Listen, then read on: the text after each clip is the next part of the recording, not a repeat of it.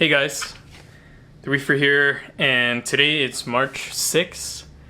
This is the first YouTube update of the 137.1 gallon reef tank. If you're new to the channel, welcome. Today for the intro is that I know I've been gone a long time.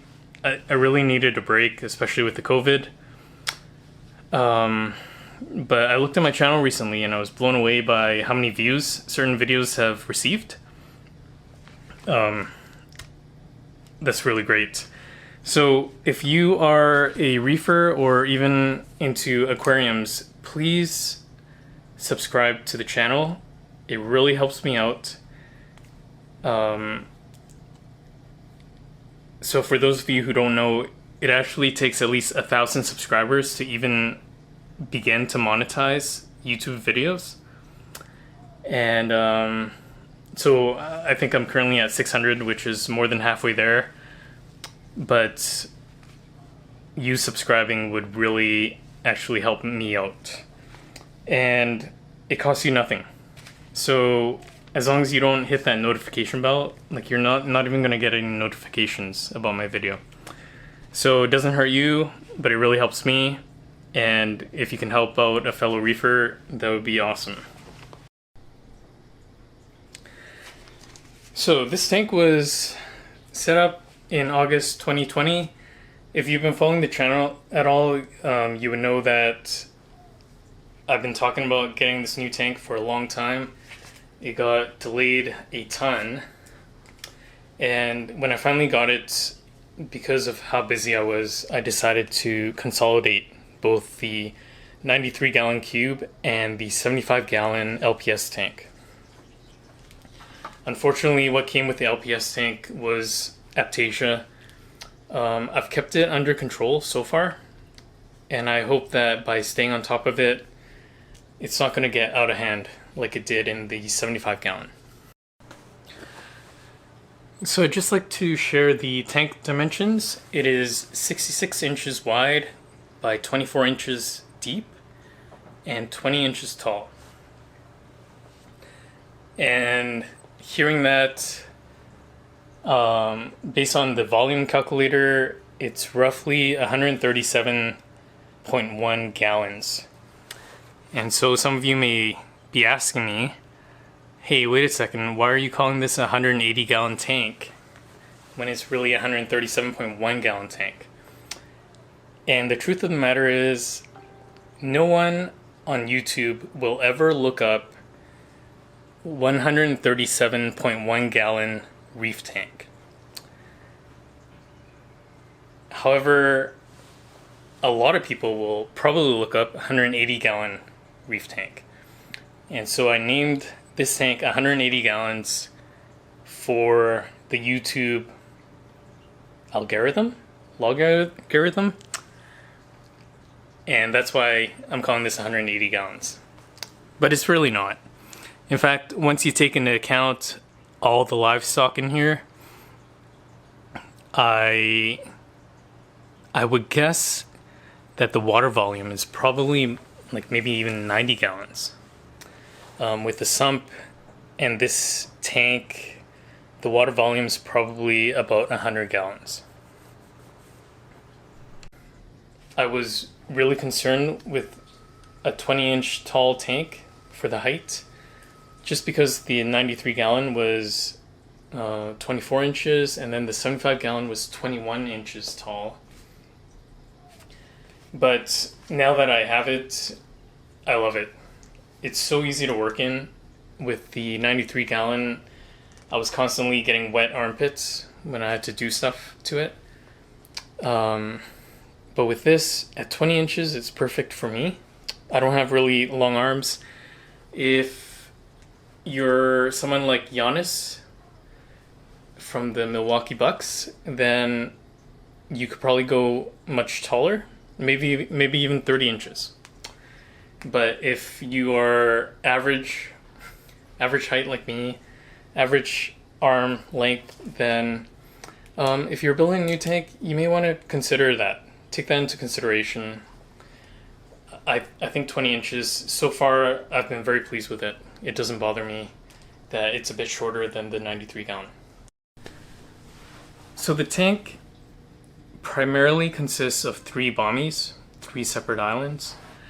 I got the inspiration from Evan Luo. His tank was featured on Reef builders. I did some of my own things too regarding how the frags were being put on the islands. So the inspiration came from Evan Luo's tank, but the way I set up the frags and the discs and all that came from what's the guy's name? From Abe at Coral Euphoria. So I tried to kind of mimic what he did. I was a bit lazy. I'm not very good with tools, and so my results are quite different than what I had hoped they would be. But at the end of the day, I'm really happy with it, and you just have to keep in mind that what you begin with is probably not what you're going to end up with. Because as these corals grow in, the shapes are going to be different. I did run into some hiccups along the way, and I'm just going to briefly talk about them now. The biggest hiccup that I ran across was that I didn't account for the fact that there was a lot of coralline algae growing in my old system. And the old 93 gallon, it was on autopilot. No problems with it. Parameters were always good. And because I didn't account for this decrease in coralline algae, I kept my dosers dosing the same amount as they used to dose in the 93 gallon.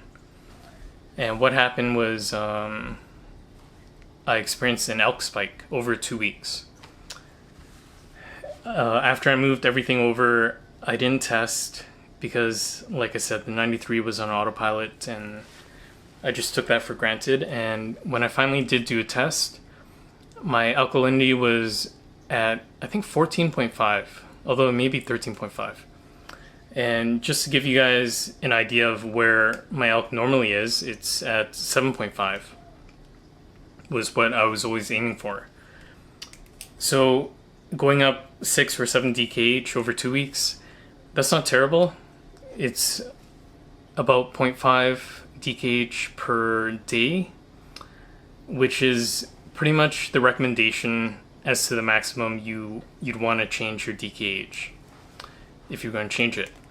So if you ever run into that situation, just make sure you look at your tank, and if everything looks okay, do not panic and over adjust, because if you drop it straight back down,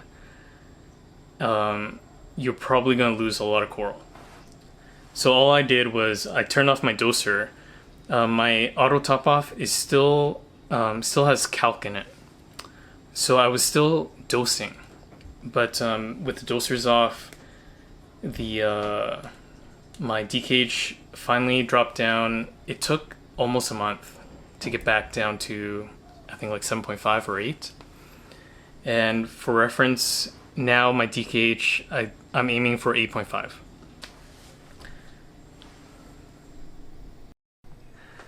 So in terms of fish, I consolidated all the fish from the 2 tanks into this 1 tank. And I was really concerned, especially with the yellow eye coal tang and the Tomini tang, because they are in the same family. And for Acanthurus tangs, you're really only supposed to have 1 in a tank.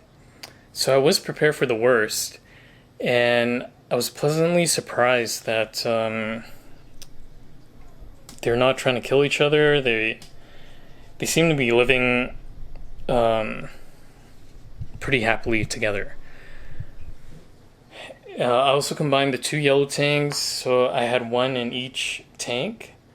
And the only addition that I ended up making to my fish collection, I don't know if collection is the right word, is this sailfin tang. So on the left there. Now, You know, I've always wanted a sailfin tang. I know they can get pretty large. And this guy, I swear, I've only had him for maybe 4 or 5 months. But if he hasn't doubled in size, he's almost doubled in size. So he's doing really good. Everyone's getting along. I don't see myself really adding anything else into this tank other than fish that are going to serve a purpose. So I may get a fox face in the future. And what's the other fish? If the aptasia gets really bad, maybe a filefish. And the only other one is a 6-line wrasse to kind of take care of some of the bugs, copepods in the tank. But other than that, I'm very happy with the fish stocking level in this tank. All the fish seem to have plenty of space for them to roam around, and it definitely doesn't feel overstocked. But it feels like, yeah, if I add a handful more fish, it will be overstocked. But that's it. So as you guys can see, you know what, I'll talk about equipment in my next video. But I am still with halides, and I do have supplemental LED bars. All the acros have grown considerably in the 6 months that this tank has been set up. And I think part of that is because I had that calcium issue and I didn't realize it. So what's the lesson there is, don't do what I did. Try to test your parameters regularly. Now I test ALK daily. Although I've started getting lazy again, and it's every 2 or 3 days. Calcium, I was trying to do it weekly. Yeah, I'm starting to get lazy again. So, and you know what, before I forget, let me show you guys the sump. Okay guys, so this is my sump. Water from the tank flows down through the drains into the first chamber, which is really, it's just a really narrow area. And then that water overflows through the filter socks. That's what we got here. In the third area, I've got macroalgae. It's powered by an Amazon light that I used many years ago for freshwater planted tanks. And I've got the tin foil over the light in an effort to prevent the light from getting into the frag system. Because this light is on 24 hours a day. So here is an overflow. Well, I mean, this is right now where I'm keeping all the frags, or most of the frags. There are frags in the main system as well. And it's powered by a Kessil AP700. And the Kessil's on at very low intensities, I think like 15% or something. And over here we've got, the return chamber where I keep all the chalices. This chamber is also lit by the AP700, so it's got pretty good coverage, and the chalices are doing really great down here. And that's my sump. Alright, so top-down view. You know, funny thing, every time I do one of these videos, I think to myself, this is going to be a quick thing. It's going to be like 10 minutes and that's it.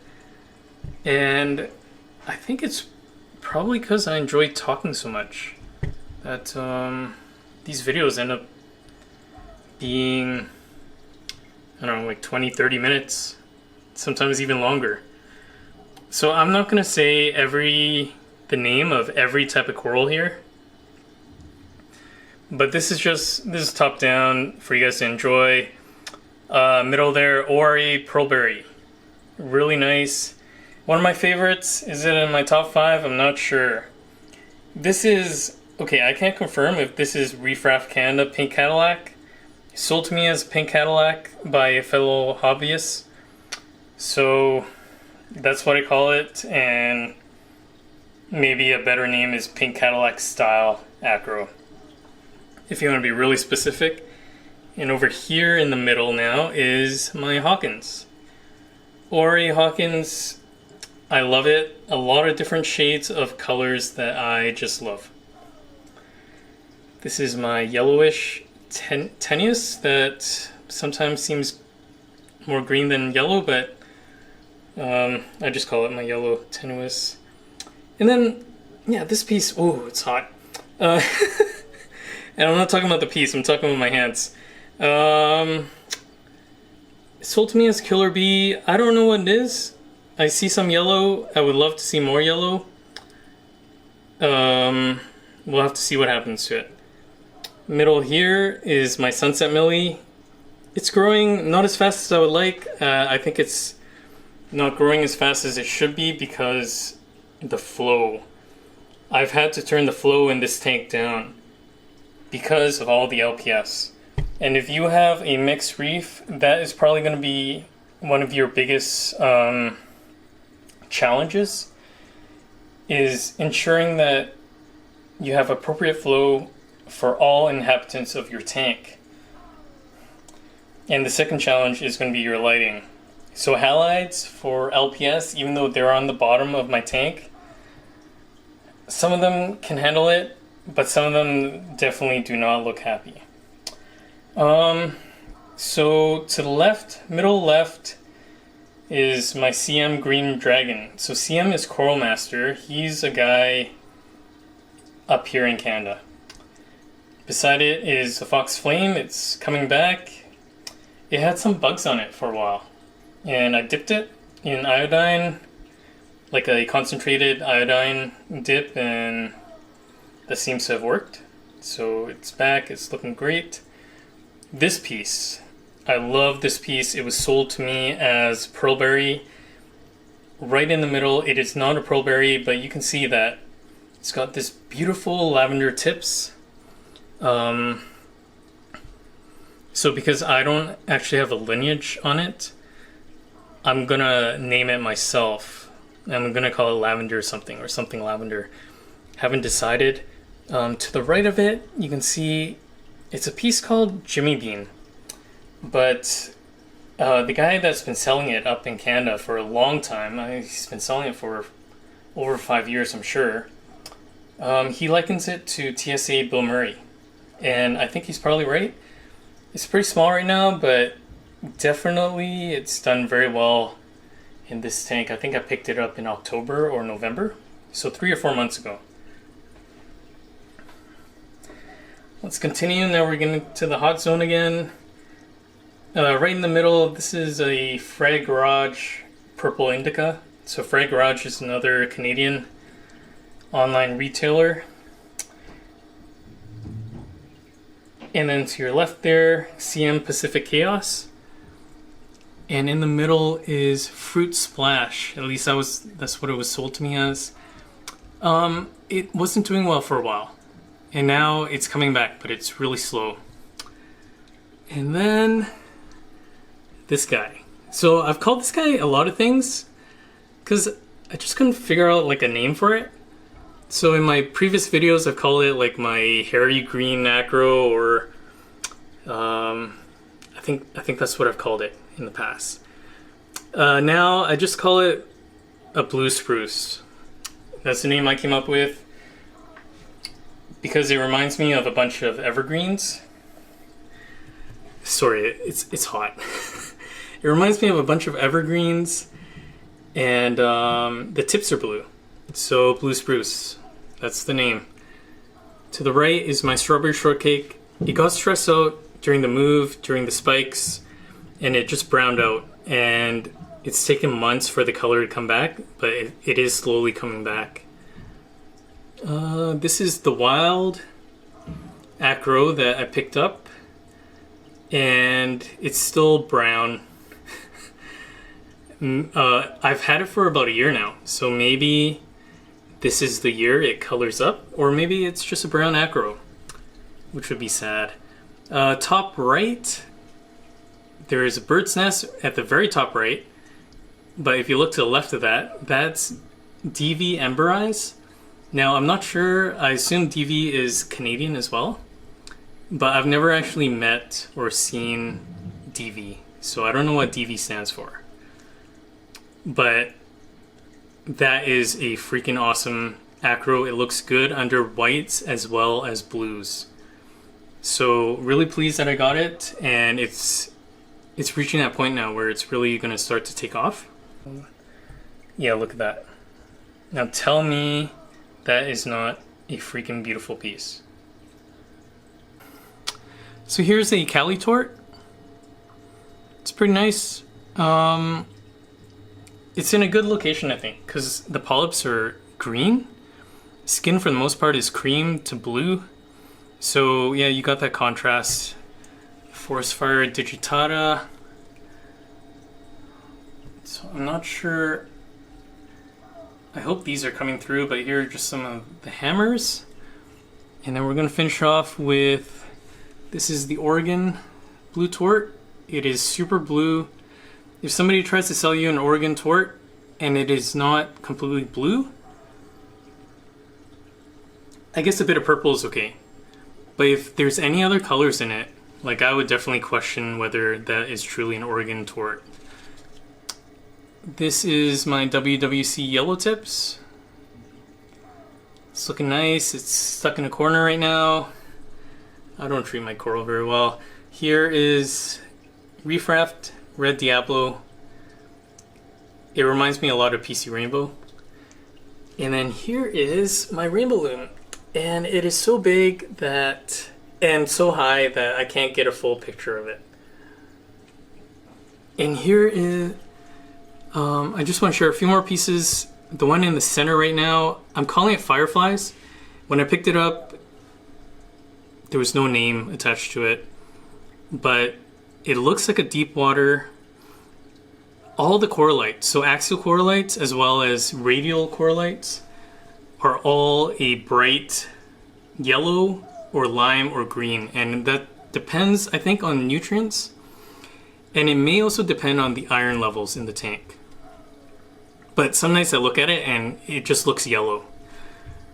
Here's my Reef Raft Godzilla, and then here's a giant bird's nest. I didn't think it would get this big, but it's probably 9 or 10 inches across.